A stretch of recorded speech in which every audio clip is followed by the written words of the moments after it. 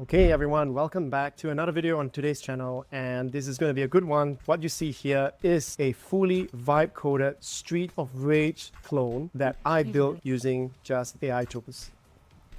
And while you might have seen other games like this made, I took the chance to include some other features such as these props that can be broken, and we can also pick up weapons as well. So now you can see you can make use of this bat that I just picked up and use it against the enemies. And in addition to all of that, this also includes a boss fight with a cutscene as well. I made this entire thing including all of the sprite sheets, the animations, the sound, and the music using just AI tools. So in today's video, I'll be going through step by step how I went about building this entire game from start to finish. And I'll also include things like how I did the boss fight that you saw over there, how you can have things like weapons, and all the additional things like the special effects and juice and polish that you see. I will be going through the exact prompts that I used in order to build this entire game. And this will show you how I did everything from the art, the animations, as well as how to create a data-driven level editor that you see over here that allows me to place different waves of enemies anywhere that I want, also modify the background, as well as set up everything that you see with the boss fight. So if you've ever wanted to build your very own Streets of Rage, Double Dragon, or Golden Axe clone, this video is for you.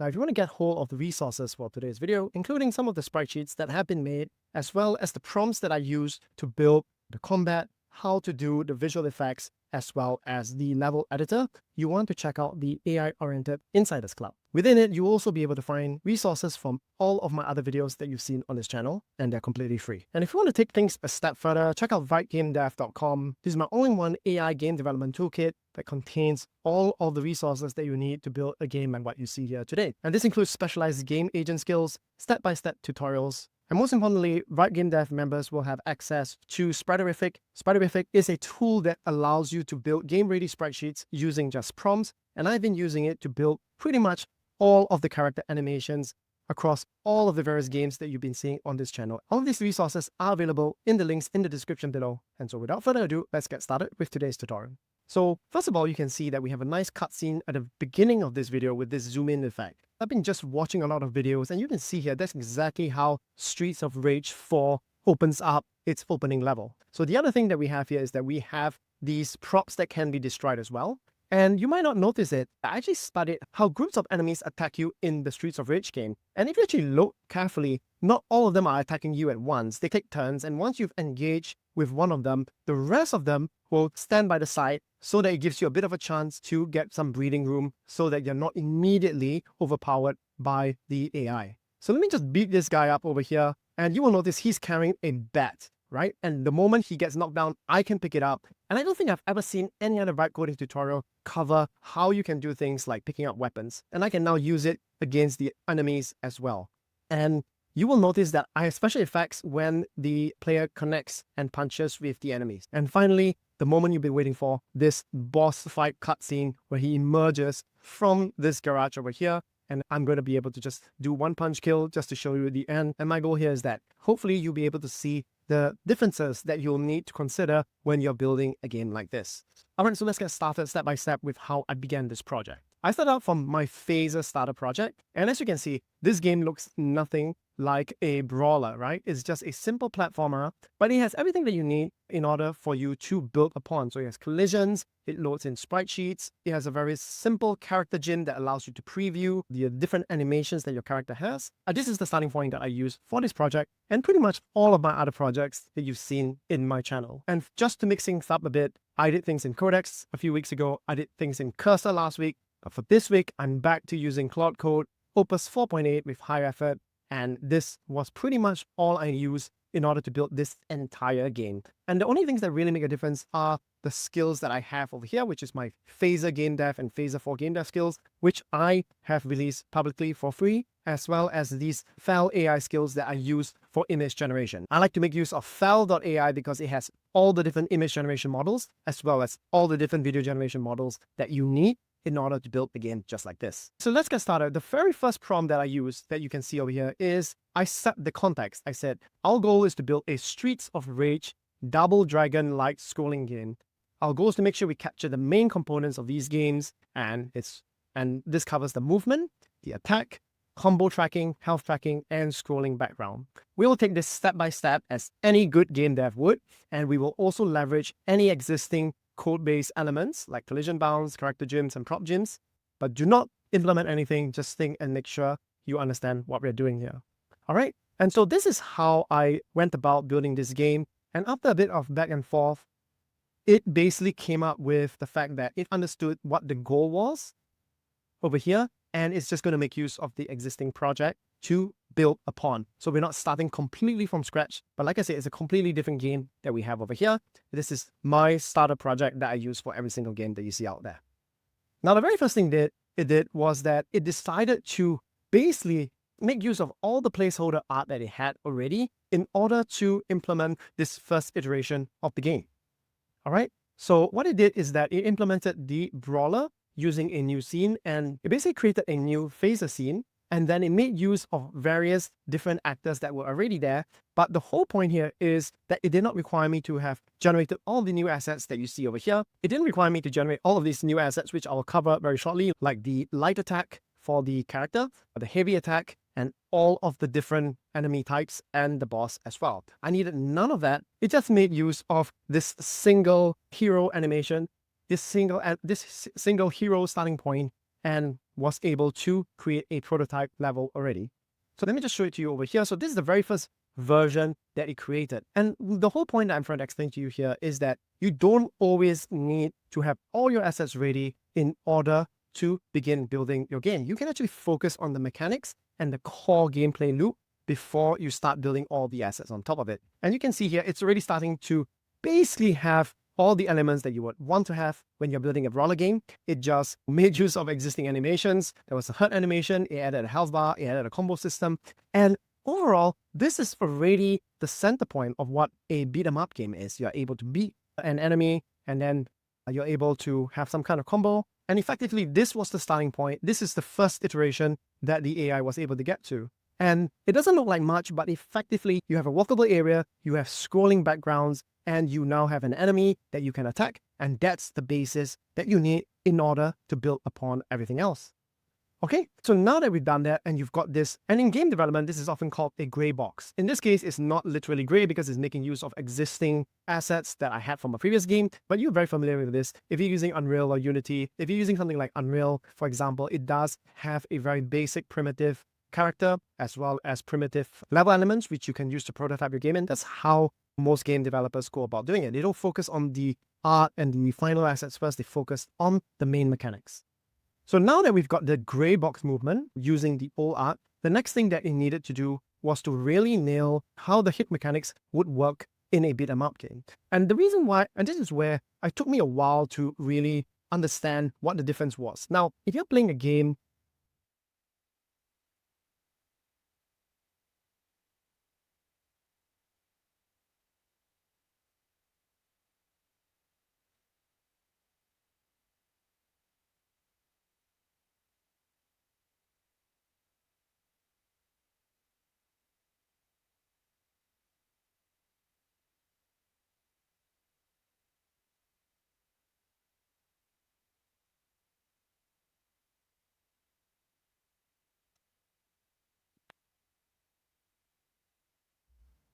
Now let me show you a game that is as similar that I could think of to what we're building today. And this was a game called Bite Fighter, which is a Street Fighter-like game that I made several weeks ago. So you can check out a video on how I built everything over there. But the key thing here I wanted to show you was the difference here is that everything here happens on a single axis, right? The character can go up and down, but they can't go deeper into the level or further away from the level. So it means that whenever you're doing things like hit collision, you can safely assume that if there's an overlap of the bounds, which I'll show you.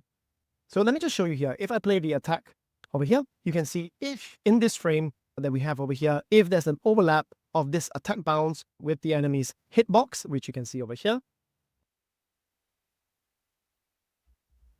with the enemy's hitbox that you can see over here, then effectively you have a hit. However, when you're building a game like, if you're building a Streets of Rage like game, you can actually go up and down, right? So this means that just because there's an overlap of the collision boundaries, it doesn't necessarily mean that there's actually truly a hit.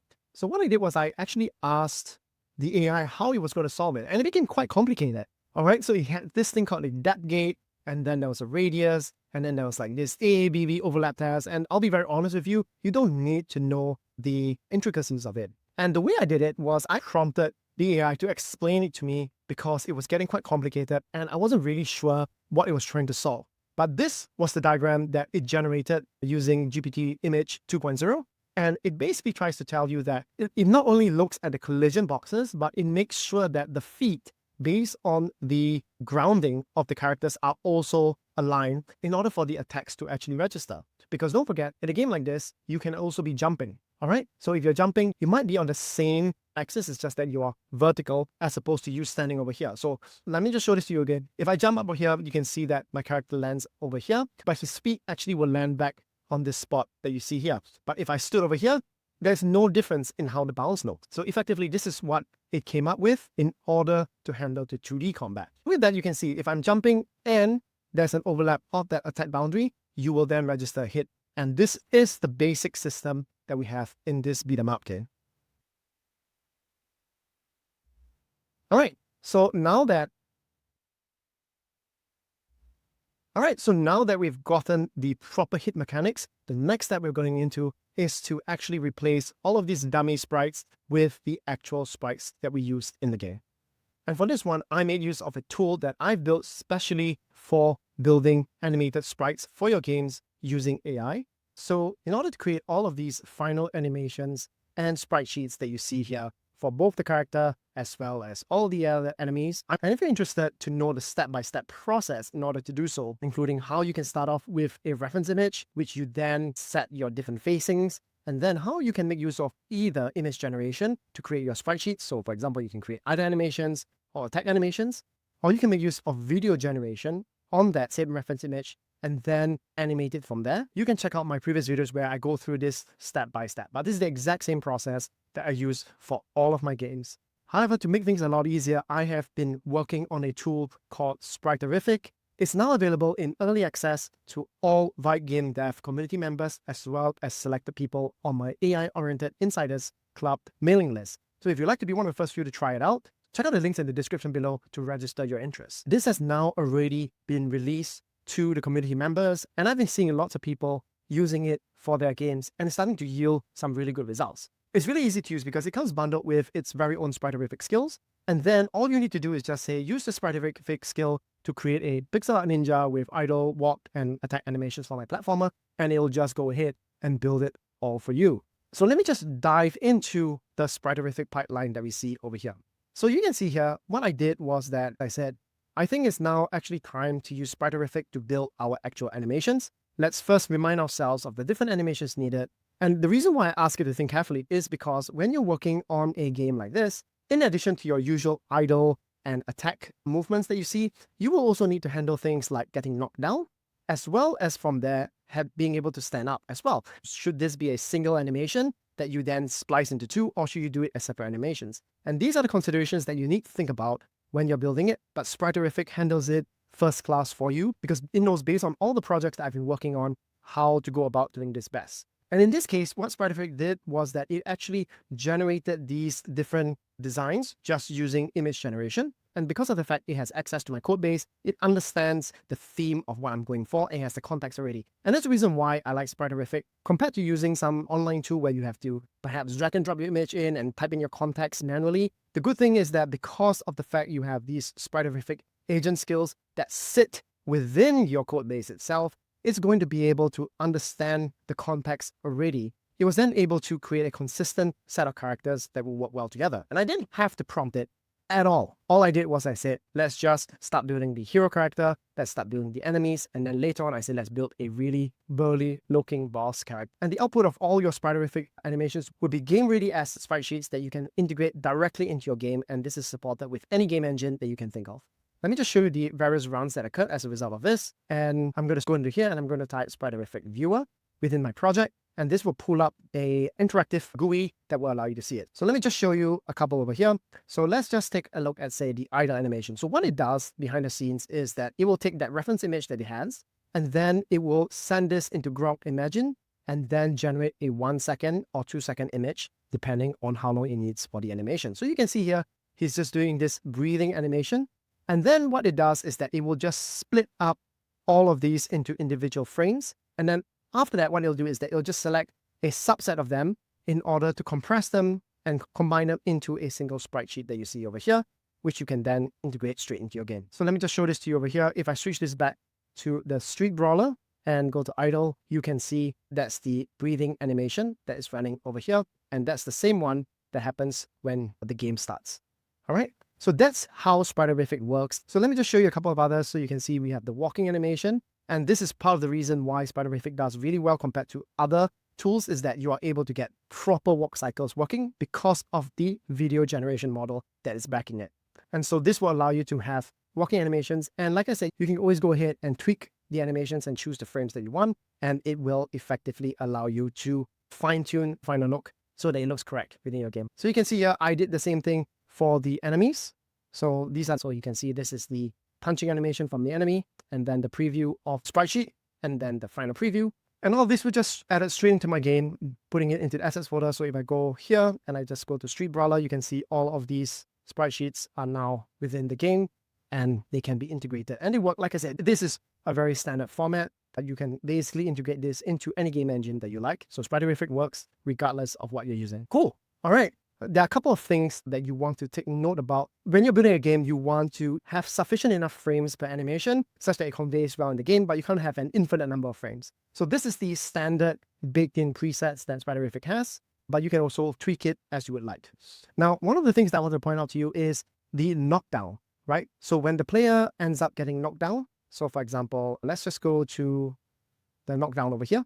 All right, so he gets knocked down. You can see this video has him falling down onto the ground. Now, if you want him to stand up from that spot, what you want to be able to do is to specify that as your start frame.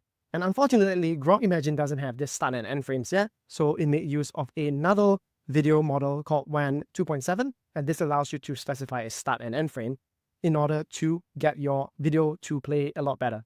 So this is how you go about creating animations that have a different start state than the rest of them, because most of the other ones, they just start from the same starting point, right? But the getting up one starts from him lying down. So this has been a very useful tool for me. And like I said, if you want to try your hands at it, register your interest, and the link is in the description below. And if you watch my other videos, what I do is I always like to have a character gym, which allows me to preview every single frame and allow me to adjust things like, for example, the attack only should register when his hand is stuck out over here. And also this editor allows me to adjust the different hitboxes. So just I want this to be a little bit higher, I can just do that. And then I can save the frame, and this will ensure that the collisions are done correctly. And this is done for every single one of my characters, including the boss and the character that you see over here. All right, the next thing that we want to talk about is how we got the level stitched together. You can see here the level is actually quite simple. It has only a few layers, but it has a couple of nice things such as this parallax effect that you can see, so that when you're moving around the screen, it has a nice sense of depth. For this one, I didn't do anything too fancy. All I did was I brainstormed with the AI about how we wanted to create the background. And for a while, I was wondering whether I should just generate some static backgrounds and then just lay them on top of each other, or should I do it modular? And ultimately, I landed on the modular approach because I used GPT Image 2.0 to create a bunch of backgrounds, as you can see over here. So you can see this is just the sky, and then this is just the colorable ground layer that appears in the beginning, and these are the different buildings that are placed in the back. Let me just show it to you in the editor over here. So if you look at this editor, you can see this is just one of the house types. This is the other one, and then this is just the road that is stitched below. And you can see the background. So you can see here, that's just the sky at the back, okay? And then that's effectively how this level editor works. And it's just a long level editor that then allows me to place each of these individual panels at the back. So that's just the background, and that was actually the simple part. Now the hard part was creating this sense of waves. So for this one, I'm going to turn on invulnerability and one-hit kills again. But as you can see over here, each time I walk, there's actually a limit to how far I can go, right? I have to beat these two enemies before I can continue. I can just run across the whole level. So if I beat these two enemies, you can see that this then unlocks the next area, and now I'm able to go. And then until I hit the next kind of area, which does allow me to proceed until I defeat the enemies again. So I'm going to punch this guy, steal this guy's racket. All right, it becomes racket. And now I can use this to go ahead and bash out other people. And let me just show you the level editor again here. So you can see here, we have a bunch of different gizmos. So we have this one here, which allows me to set the character start. And then this is the one that sets the different waves. So you can see there's one wave over here that has 2 enemies, which I can then decide where exactly they're going to stand. And then I have another wave here. So this is the point, which has 1 enemy over here. And I think there's 1 enemy standing right behind here as well. You can see he's over here. He walks in from the left. And then there's another wave over here. And then finally, we have the boss fight, which you can see over here. And I'll talk a little bit more when we go to that. But effectively, that's how I went about building these different waves. And this allows me to, for example, if I wanted to have more enemies in the first wave, I can just go ahead and say, add 1 more enemy over here, and maybe have him start coming in from the left. And then I'm just going to save the level, and let's just see if this works. All right, so now I'm going to come in, right, and I'm just going to walk to the right. And you can see this time I have 1 more enemy coming in from the left, and that was very easy. I could just do all of that within the level editor. So that's how the level editor works. So that's the level editor. And once you have that, you pretty much have everything you need for a Streets of Rage game. And because the level editor is data-driven, that allows you to save the levels, make very easy changes to it within the editor without you having to ask your AI to put this character there, put this character here. AI still isn't very good when it comes to laying out elements on a level. So now that we had our characters, our enemies, as well as our level, I wanted to do something different that I haven't seen in other tutorials, and that's this boss fight over here. So I wanted to have several things. First of all, I wanted to have a character that was really different from the rest. I wanted to have an animated background. So let me just show it to you over here. So as you can see, when I walk over here, all right, the garage opens, the enemy appears, and then the door closes, and then the battle begins. And I wanted to have that effect, and I wanted to figure out how I could do that best. And the way that I went about doing it was actually quite simple. I just used Spriterific to create this boss character, and I'm just going to show it to you here. So you can see street boss, same thing over here. I have the walk animations, all right. I have this attack animation, which is I ask it to be a strong attack. I have the knockdown and the get up as well. Now, one of the things that you can do is I also made use of Spriterific to have this slightly different opening scene where he's showcasing his anger with this pounding so that there's a bit of variation when he emerges from the garage window. All right, and so that's how I got the characters. And then for the opening and closing that you see over here, so let me just go through this level editor. So you can see this one over here. It has a opening and closing of this door that is tied into this boss fight over here, which allows us to specify where exactly we want the boss to be when he spawns. The way that I did this was I just used image generation to then say that, hey, given this image of this garage door, I wanted to just isolate that small portion, garage door opening, and then we could just play it in reverse to close it. And that gave us the nice effect that you saw when I was fighting this boss battle over here. And so that's how I did boss battles. I thought this was a nice thing to add as part of the game. Now, a few more other things that I wanted to cover that I feel really differentiate this from other games is the ability for you to pick up weapons. And let me just show this to you here very quickly. So let me just walk and beat up these guys. All right, and I'm going to move to right now. And let me just beat up this right. Okay, so now you see this one that's coming in on the left. You can see he's got a bat. And then I'm going to let him hit me so you can see. All right. And you can get hold of it if you start whacking him and he knocks down. All right, so if I punch him, you can see he drops the bat and I'm now able to pick it up and I'm now able to use it to beat him as well as the props that are around. So I was thinking about how to go about doing it, and I thought actually the best way was to effectively generate different variations of the same character, but now holding a bat. So basically you're almost doing the same set of animations, but with a different starting reference. And Spriterific makes this very easy, as you can see over here. I just ask it to do, I didn't ask it to do for every animation, just for hurt, just for attack, all right? And then just for idle, so that when he's standing there with the bat, as well as walking. And that's all you really need. You don't need it for the others, because when the street punk actually gets knocked down, for example, his bat will be dropping, so you don't have to worry about that. So that covers how we handled picking up of weapons within the game. And like I said, I'm not really sure if this is the best way of doing it, but it was the easiest way that I could think of doing it within the constraints of what we had. Now for the next couple of things I wanted to cover are visual effects and UI. So you can see we have the UI over here, as well as these nice special effects that occur. All right, so you can see as I punch the characters over here, you can see the nice visual effects coming up as well. All right, so you can see these are the different visual effects that we have. Let me just show this to you. So I said, let us just use the AI image generator once again, image 2.0.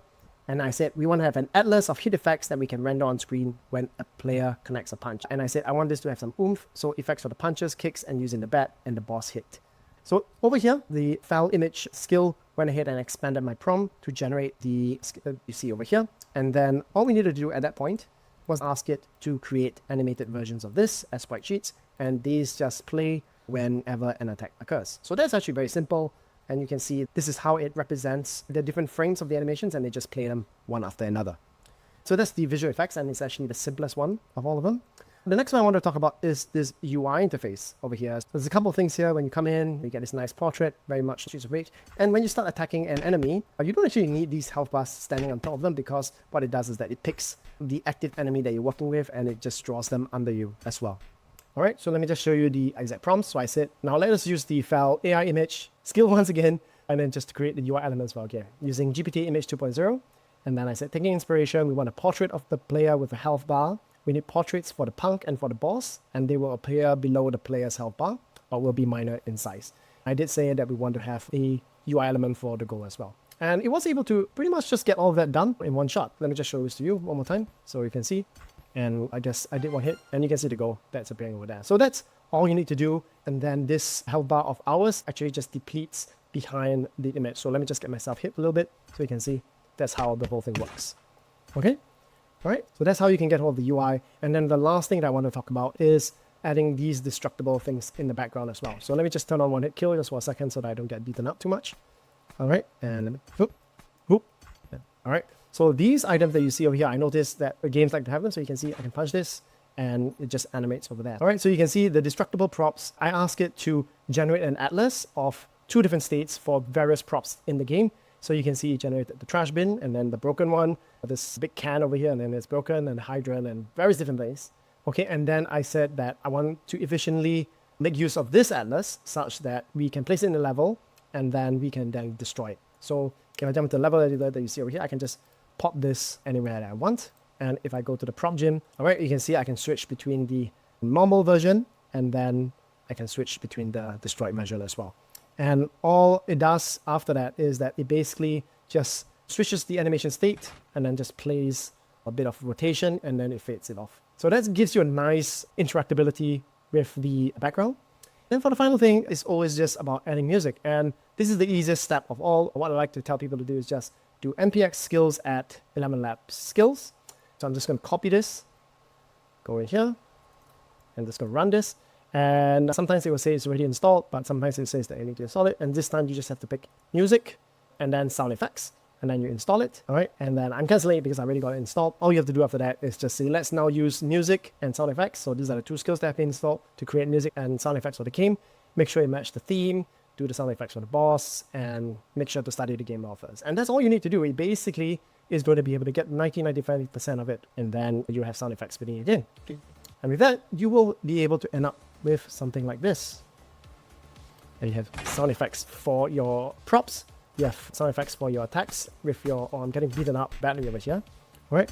This, the final thing that I did was just spend a lot of time on tweaking the flocking AI. Let me just explain this to you over here. So you can see that there's a lot of these different parameters when it comes to the AI coming to attack you. And this took me a little bit to figure out, because initially the game was too hard because everybody was just beating me up. And I was just looking at how Streets of Rage does it. This is not perfect, but I just did this in a couple of prompts. I said, hey, at any one time, I should be only fighting one of them, right? And only occasionally do the rest come and attack me as well. And if I'm fighting one of them, the other one waits before he comes and joins in the battle. I'm not 100% sure this is how it's done all the time, but I was just watching some playthroughs, and that effectively is what I've seen happen. So you can see while I'm wrecking this guy, the rest of them kind of just circle around me, and it's only once the person walks away from me that another one attacks me. So it gives you a bit of variation in the attacks, but it doesn't make it impossible. Okay, all right, so there you have it. I have shown you today how you can build your very own Streets of Rage like beat 'em up game from start to finish using nothing but AI tools. And I really had a lot of fun building this one. I learned a lot as part of this process as well. And sometimes, even though a game might seem simple at first glance, once you start adding in all the additional features and considering how to make the game feel really good, things like the effects, how you can pick up weapons from enemies, how you can chain up all the animations as well, it just makes it a lot of fun. And then when you add in things like cutscenes and this epic boss fight that we see over here, you just start to really appreciate how much work goes into building a game such as this. I really hope you enjoyed today's video. Don't forget to give it a like, hit that subscribe button, and turn on notifications if you want to be the first to know when new content like this drops. And if you haven't seen my other video, where I built a completely different genre game, a point-and-click adventure game like Monkey Island, from start to finish, with all animations and voice acting as well, you want to check out this video over here. Alright, so till next time, I'll see ya.